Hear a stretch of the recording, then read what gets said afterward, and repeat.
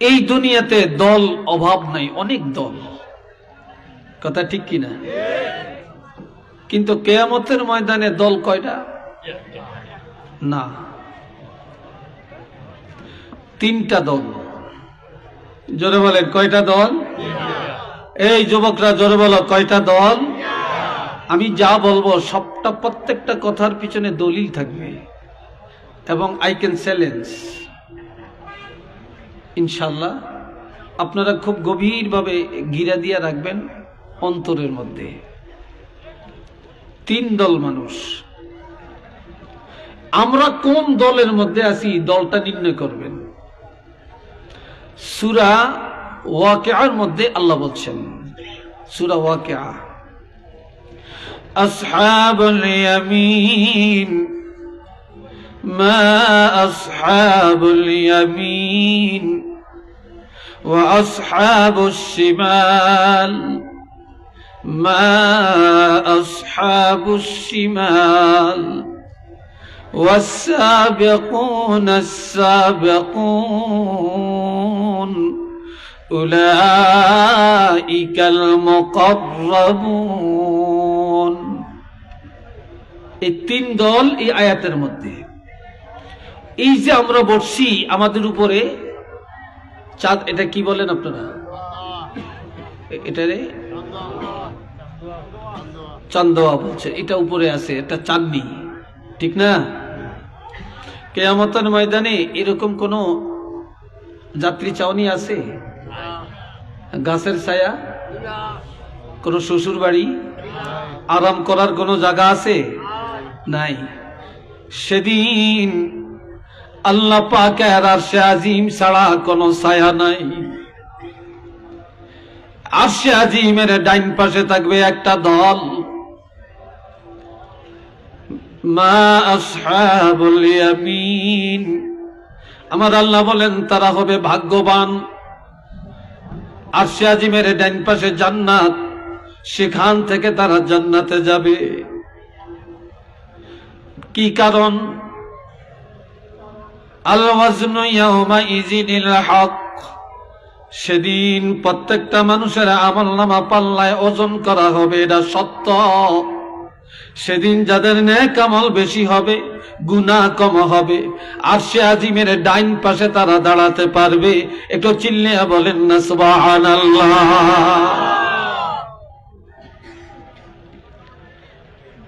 দ্বিতীয় দল, ওয়াসহাবুশ শিমাল মা আসহাবুশ শিমাল। আরশে আজিমের বাম পার্শ্বস্থ হবে আরেক দল, তারা হবে সবচেয়ে নিকৃষ্ট। তাদের গুনাহ আর গুনাহ, তাদের নেক আমল কম, গুনাহ বেশি। তারা বাম পাশ থেকে জাহান্নামে যাবে। কিভাবে যাবে? ওয়াসিয়াকাল্লাযীনা কাফারু ইলা জাহান্নামা যুমারা। কাফের মুশরিক ইহুদি নাসারারা দলে দলে কাতারে কাতারে জাহান্নামে যাবে। জাহান্নামের কাছে গেলে দরজা অটোমেটিক খুলে যাবে আর তারা জাহান্নামে ঢুকে পড়বে। একটু নাউযুবিল্লাহ কর না। জাহান্নামে ঢুকে যাবে। এমনকি তখন জাহান্নামের দরজায় যখন যাবে, জাহান্নামের ফেরেশতারা দাঁড়িয়ে বলবে, দাঁড়াও দাঁড়াও, তুমি জাহান্নামে কেন আসছো বলো। আলাম ইয়াতিকুম রাসূলুম মিনকুম ইয়াতলুনা আলাইকুম আয়াতি রাব্বিকুম ওয়া ইউনযিরুনাকুম লিকাআ ইয়াউমিকুম হাযা। কেন জাহান্নামে আসলা? জাহান্নামী কেন হইলা? তোমাদের কাছে কি কোনো আলেম যায় না? কোন নবী যায় না? কোন রসুল যায় না? কোরআনের দাওয়াত যায় না? ইসলামের দাওয়াত যায় না? আলেমরা কি ওয়াজ করে না? তখন কি বলবে? ক্বালু বালা, যাহা আমাদের কাছে আসছিলেন তারা জানাইছেন, সব বলেছেন, কিন্তু আমরা মানি না, আমরা মানি না, আমরা আমাদের গতিতে চলছি। তখন আল্লাহ একটা অর্ডার দিবেন, ওয়ালাকিন হাক্কাত কালিমাতুল আযাবি আলাল কাফিরিন, আল্লাহর বিধান অস্বীকারী যারা, তখন আল্লাহর অর্ডার হবে তাদেরকে জাহান্নামে ফেলে দাও। তখন তারা চির জাহান্নামী হয়ে যাবে। একটু চিল্লিয়ে বলেন না নাউযুবিল্লাহ। আর একটু আওয়াজ দিয়ে বলেন। এইবার ডাইন পাশের খবর কি? ওয়াসিয়াকাল্লাযীনা ইত্তাকাও রাব্বাহুম ইলাল জান্নাতি যুমারা, যারা ঈমানদার, যারা মুত্তাকিন, যারা নেককার আল্লাহওয়ালা, তারা দলে দলে কাতারে কাতারে জান্নাতের দরজায় যাবে। সুবহানাল্লাহ কোন না রে ভাই? একটু আলহামদুলিল্লাহ জোরে কোন। এখনো জোরটা হয় না, এখনো হয় না। একসাথে বলেন আলহামদুলিল্লাহ। জান্নাতের দরজায় যখন যাবে বলবে দাঁড়াও, দাঁড়াও। কেন? এবার বলবে হাত্তা ইযা জাউহা ওয়া ফুতিহাত আবওয়াবুহা ওয়া ক্বালা লাহুম খাজানাতুহা সালাম। আল্লাহু আকবার। যখন দরজার মধ্যে যায় দাঁড়াবে, খটখটানি দিবে, অটোমেটিক দরজা খুলে যাবে। তখন তাদেরকে বলবে, জান্নাতীদেরকে জান্নাতে ঢোকার সময় জান্নাতের ফেরেশতারা বলবে তোমাদের উপর সালাম, তোমাদের উপর সালাম, তোমাদের উপর সালাম, তোমাদের জন্য শান্তির ব্যবস্থা দিবে। তোমরা পবিত্র, তোমরা এতদিন ছিলা পরাধীন, আজকে হয়ে গেলা স্বাধীন। ফাদখুলুহা, ঢুকে যাও, ঢুকে যাও, জান্নাতে ঢুকে যাও। এই জান্নাতের নিয়ামত তোমাদের জন্য সাজানো।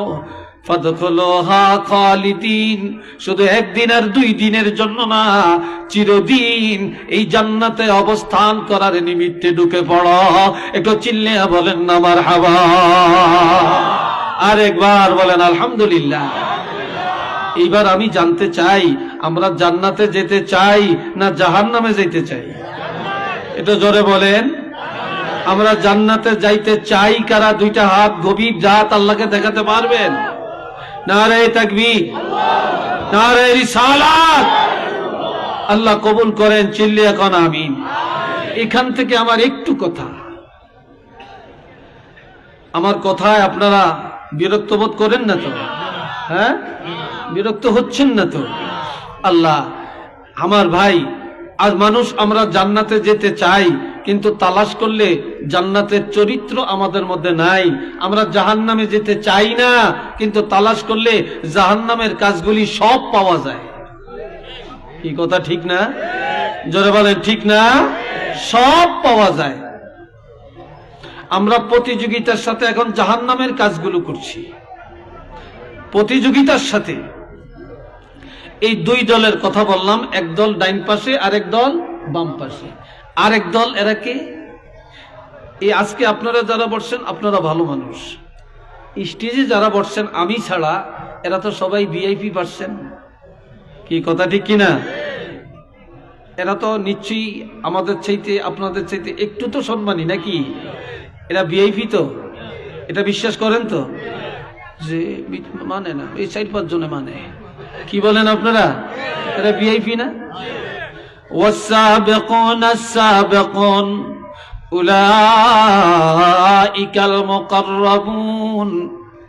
আরেক দল, এরা ডাইন পাশেও না বাম পাশেও না, তারা জান্নাতের দরজায় আরশে আজিম আর জান্নাতের মাঝখানে থাকবেন। আরশে আজিম আর জান্নাতের মাঝখানে থাকবেন। এরা কারা? মিনান নাবিয়্যিন, 1 নম্বরে নবীগণ, ওয়াসসিদ্দীকিন, সত্যবাদীগণ অর্থাৎ সাহাবায়ে কেরামগণ, ওয়াসশুহাদা, 3 নম্বরে শহীদগণ, 4 নম্বরে ওয়াসসালিহিন, আল্লাহ পাকের নেককার আউলিয়ায়ে কেরাম, হক্কানি উলামায়ে কেরাম, আল্লাহর খাস নেককার বান্দাগুলো আরশে আজিমের সামনে জান্নাতের গেইটে থাকবে। তারা বিনা হিসাবে জান্নাতে যাবে। আর একটু ধরে কোন আলহামদুলিল্লাহ। তারা বিনা হিসাবে কোথায় যাবে? জান্নাতে যাবে। একটু আলহামদুলিল্লাহ জোরে বলেন। হাজিরিন, তাইলে এই তিনটা দলের কথা বললাম। এইবার নিজেরা একটু 1 মিনিট সুযোগ দিলাম। 1 মিনিট চোখটা বন্ধ করেন, 1টা মিনিট একটু চিন্তা করেন বা আধা মিনিট চিন্তা করেন, আমি কোন দলের মধ্যে আছি। একটু চিন্তা করেন, আমি আপনি কোন দলের মধ্যে আছি। এ ভাইরারে আমার আরেকটা কথা শোনেন। قال رسول الله صلى الله عليه وسلم يكرههما ابن الآدم, বনি আদম দুইটা জিনিস অপছন্দ করে। কয়টা? কথা জিজ্ঞাসা করলে জোরে বলবেন, কয়টা? দুইটা জিনিস অপছন্দ করে। 1 নম্বরে ইবনুল আদম আল মাউত, মানুষ মরতে চায় না, চিরদিন বেঁচে থাকতে চায়। বাঁচার জন্য বাড়ি বিক্রি করে, চিকিৎসার জন্য জমিন বিক্রি করে, চিকিৎসার জন্য সোনা বিক্রি করে, চিকিৎসার জন্য মানুষের থেকে টাকা ঋণ নেয়, বিদেশ যায়, মাদ্রাজ যায়, সিঙ্গাপুর যায়। এরপরও কেউ বাঁচতে পারে কিনা বলেন? চিল্লিয়ে বলেন, পারে? কেউ বাঁচতে পারে না, মরতেই হয়। অথচ আল মাউতু খায়রুন, আল মাউতু খায়রুন, মৃত্যুটা অতি উত্তম লিল মুমিনে, ঈমানদারের জন্য। একটু আল্লাহু আকবার বলেন। ও জওয়ানেরা জোরে বলো আল্লাহু আকবার। আমরা যারা ঈমানদার, ঈমানদারের জন্য মৃত্যুটা অতি উত্তম। কিসের থেকে?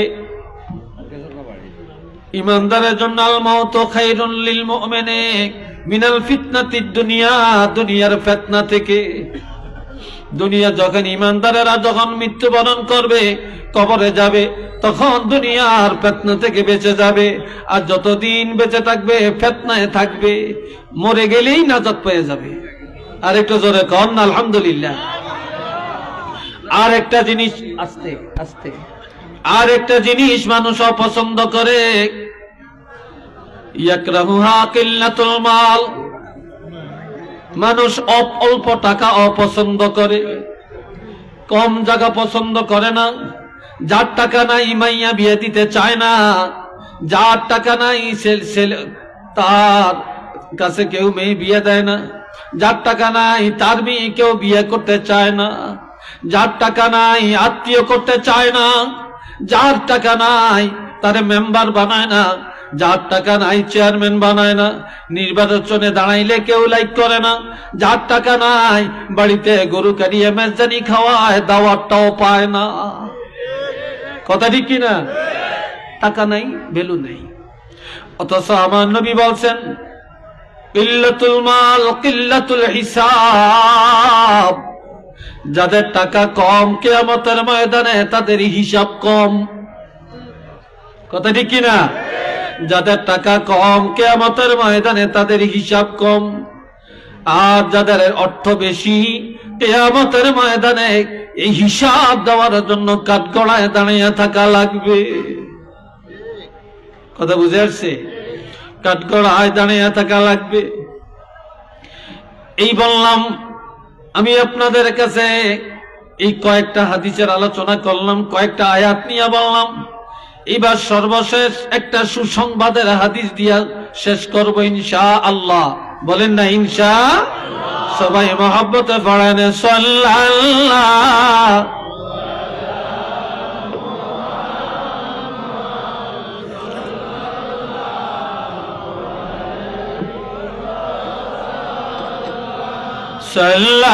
সাল্লাল্লাহু আলা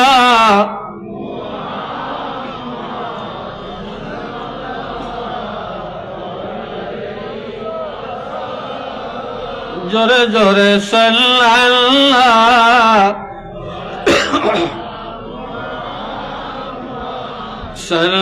সাল্লাল্লাহু আলাইহি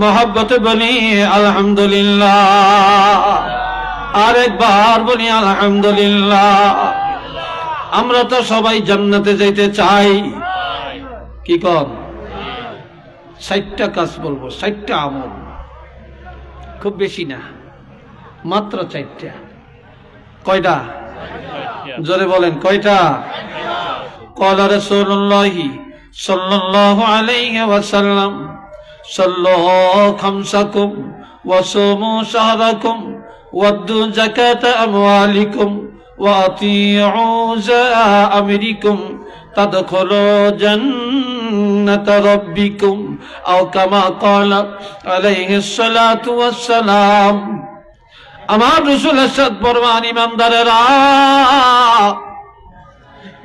5 ওয়াক্ত নামাজ নিয়মিত আদায় করো কয় ওয়াক্ত জোরে বলেন 5 ওয়াক্ত নামাজ নিয়মিত আদায় করো ওয়াসুমু শাহরাকুম বছরে 1 মাস ফরজ রোজা রাখো সামনে আসতেছে কি রোজার মাস আইতেছে না গ্যাস্ট্রিকের মাস আইতেছে হ্যাঁ রমজান মাস আলহামদুলিল্লাহ বলেন রমজান মাস রহমতের মাস রমজান মাস মাগফিরাতের মাস রমজান মাস হলো নাজাতের মাস আর ওই রমজান মাসের বানাইছি মহিলা দিয়া মার্কেট করার মাস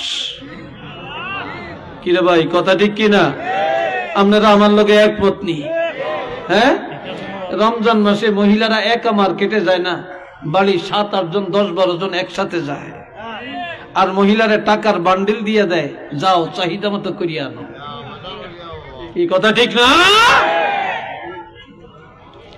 আমার নবী বলেন ওয়াসুমু শাহরাকুম রমজানের রোজাগুলি পালন করো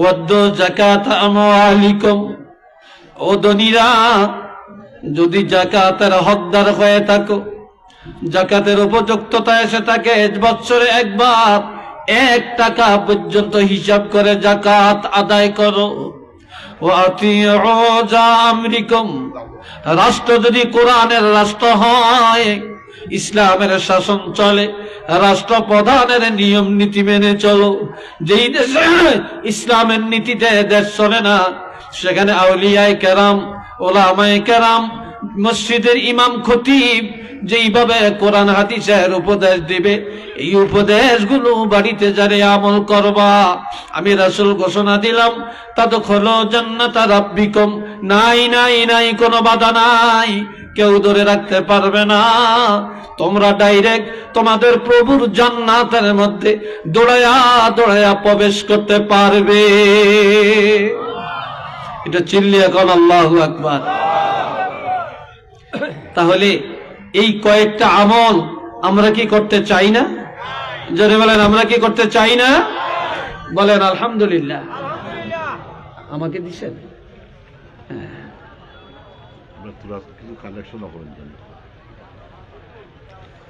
এ ভাইরা এইবার আমার কলিজার টুকরা যুবক অনেক বেশি যুবকদের জন্য এবার 3টা হাদিস বলতাম যুবকরা কৌকা বলতাম হ্যাঁ জোরে কৌকা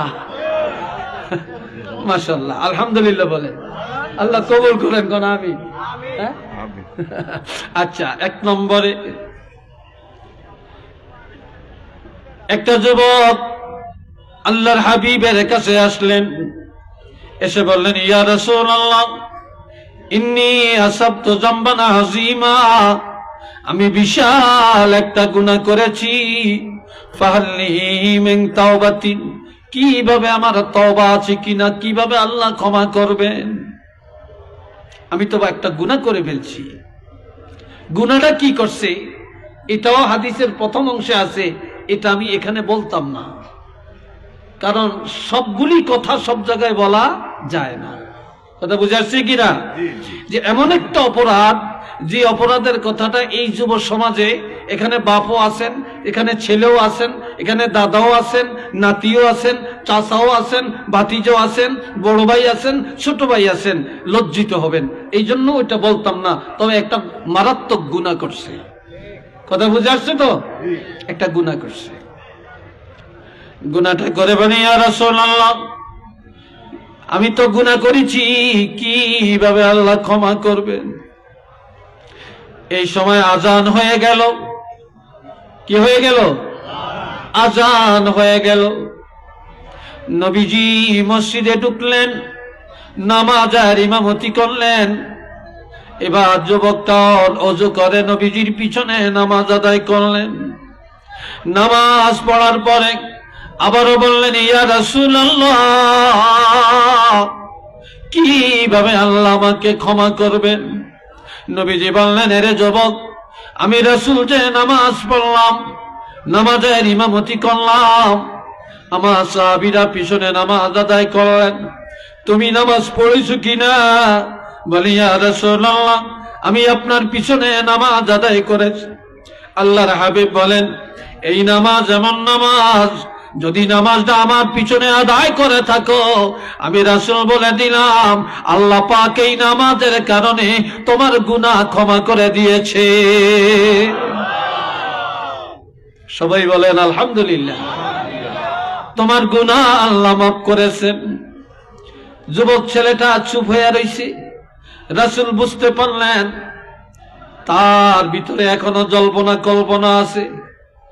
আল্লাহ কোরআনের আয়াত নাজিল করে জানিয়ে দেন, আকিমিস সালাতা তারাফাইন নাহারি ওয়া যুলাফাম মিনাল লাইল ইন্নাল হাসানাতি ইউযহিবুনাস সাইয়্যাত যালিকা যিকরা লিয-যাকিরিন।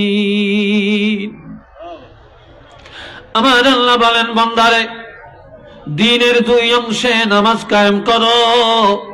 দিনের প্রথমে হলো ফজরের নামাজ, দিনের দ্বিতীয় অংশে হলো যোহর আর আসরের নামাজ। ওয়াজুলাফাম মিনাল লাইল, রাত্রের প্রথম অংশে মাগরিব আর এশার নামাজ। এই 5 ওয়াক্ত নামাজ যখন আদায় করবা, ইন্নাল হাসানাত, এই 5 ওয়াক্ত নামাজে যেই সওয়াব, যেই নেক আমল হবে, ইউযহিবুনাস সাইয়্যাত, এই নামাজের কারণে নামাজের আমলের গুনাহ খাতাগুলো দূর হয়ে যাবে। এটা জোরে কান্না মারহাবা। আরেকবার বলেন আলহামদুলিল্লাহ। তাহলে আজকে আমার যুবক ভাইয়েরা নিয়ত করেন, গভীর রাত আমরা সবাই 5 ওয়াক্ত নামাজ আদায় করব। রাজি আছেননি? জোরে বলেন রাজি আছেন? আল্লাহ কবুল করেন। চিল্লিয়া বলেন আমিন। আর একবার বলেন আমিন। এবার আরেকটা হাদিস। কষ্ট হয় আপনাদের? হ্যাঁ, আসলে কি বিরক্ত হচ্ছে?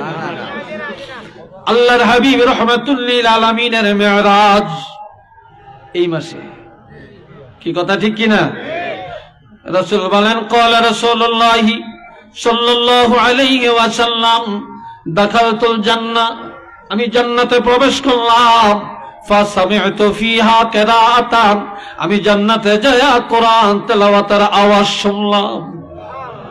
সুবহানাল্লাহ কইেন না, বাড়ি যে একটা চিৎকার করিয়া বলবেন। একার বেগম টেগম বেকে মিলিয়া চিৎকার করিয়া কইেন। কি করবে এটা সবাই বলেন না সুবহানাল্লাহ। কোরআন তেলাওয়াতের আওয়াজ শুনলাম। ফাকুলতু মান হিয়া, নবী বললেন, আমি জিবরিল আমিন এবং রহমতের ফেরেশতাদেরকে জিজ্ঞাসা করলাম, কার কোরআন তেলাওয়াতের আওয়াজ? ক্বালু হারিসা ইবনে নুমান।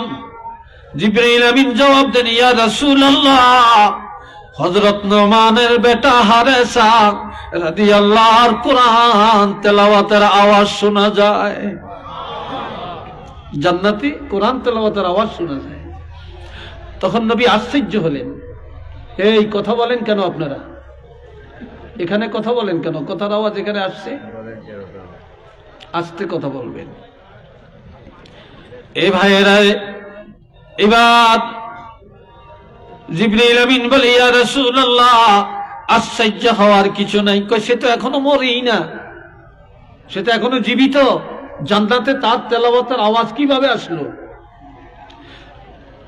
ওয়া কানা আবাদুন নাসি বিউম্মিহি, তখন জিবরিল আমিন বলে, ইয়া রাসূলুল্লাহ, এই হারেসা দুনিয়াতে তার আব্বা আছে, মা আছে, দুনিয়াতে কোনদিন মা বাবার অন্তরে ব্যথা দেয় না, তবে হারেসা সবচাইতে বেশি তার মায়ের সাথে সদাচরণ করে।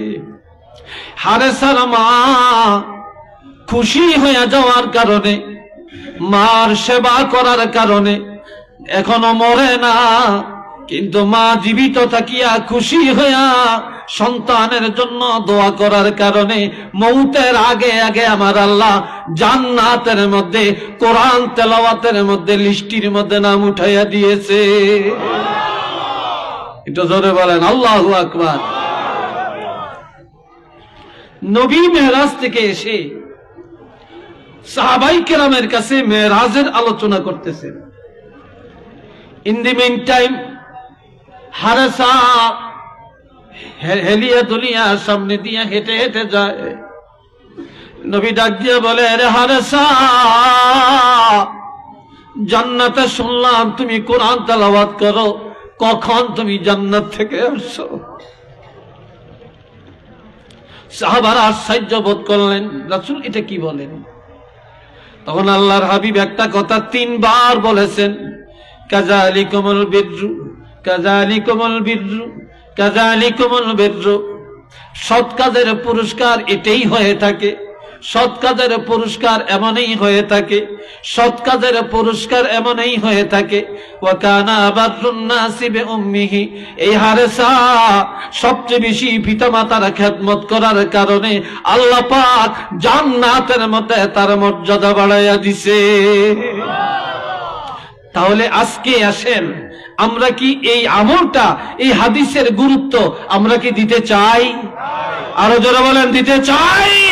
একটু আল্লাহ 2 হাত তুলে দেখাতে পারবেন?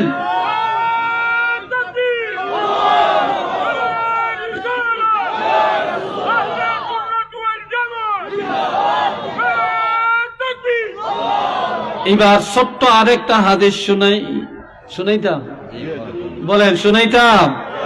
আল্লাহ কবুল করেন, সবাই বলেন আমিন। আর একটা যুবক রাসূলের দরবারে আসলেন, এসে বলে, ইয়া রাসূলুল্লাহ, ইন্নী আসাবতু যামবান আযীমা, আমি মারাত্মক গুনাহ করেছি, ফাহাল্লি মিন তাওবাতিন, আমার এই গুনাহ ক্ষমার জন্য কোনো তওবা আছে কিনা? ক্বালা নাআম, নবী বললেন হ্যাঁ আছে। নবী বললেন, ওয়া হাল্লাকা মিন আবিন, এ যুবক তোমার বাবা আসেনি? ক্বালা লা, না আমার বাবা নাই। ওয়া হাল্লাকা মিন উম্মিন, তোমার মা আসেনি? ক্বালা লা, যুবক বলে আমার মাও নাই।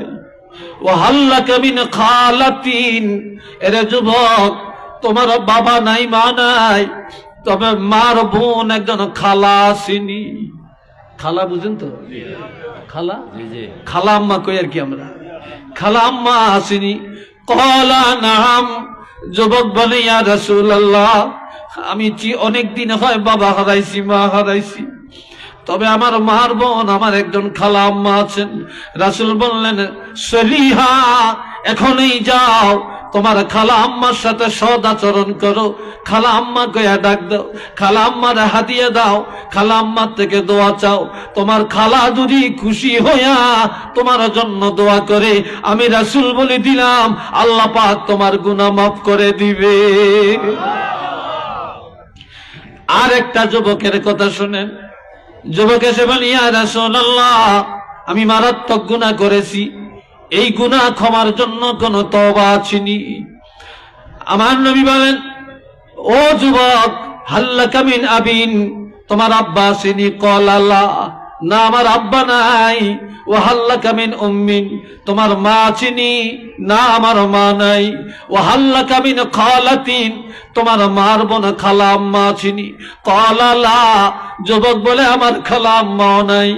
ওয়া হাল্লাকা মিন আম্মিন, তোমার বাবার ভাই চাচা, বাপের ভাই কি? জোরে বলেন। তোমার বাবার ভাই চাচা আছে কিনা? কলা নাম। যুবক বলে হ্যাঁ, আমার এখানে চাচা জানা আছে।